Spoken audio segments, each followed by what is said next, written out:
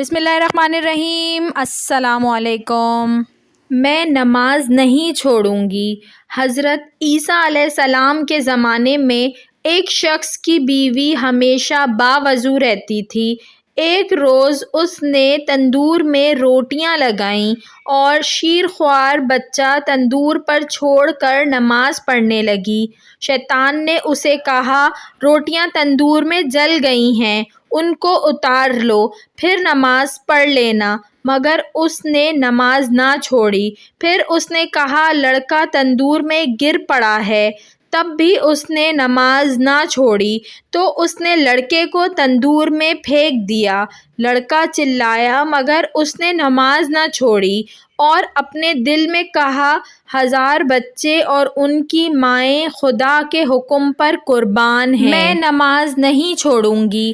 اتنے میں اس کا خاوند آ گیا، دیکھا کہ بچہ تندور میں آگ سے کھیل رہا ہے اور اس کی ماں نماز پڑھ رہی ہے۔ اسی وقت حضرت عیسیٰ علیہ السلام کو اس بات کی خبر دی۔ آپ تشریف لائے تو بچے کو آگ سے کھیلتے اور اس کی ماں کو نماز پڑھتے پایا۔ جب وہ عورت نماز پڑھ چکی تو آپ علیہ السلام نے اس سے پوچھا کہ یہ مرتبہ تجھے کس عمل سے حاصل ہوا ہے؟ اس نے کہا، میں 3 کام کرتی ہوں۔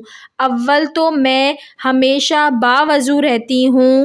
دوسرا یہ کہ اگر مجھے ایک ہی وقت دینی کام اور دنیاوی کام درپیش ہوں تو پہلے دینی کام کرتی ہوں۔ تیسری بات یہ ہے کہ مجھ پر جو مصیبت آئے اس پر صبر کرتی ہوں اور کسی سے شکایت نہیں کرتی ہوں۔ حضرت عیسیٰ علیہ السلام نے فرمایا کہ تمہارے یہ کام اس بات کے مقتضی ہیں کہ اگر تو مرد ہوتی تو پیغمبر ہوتی۔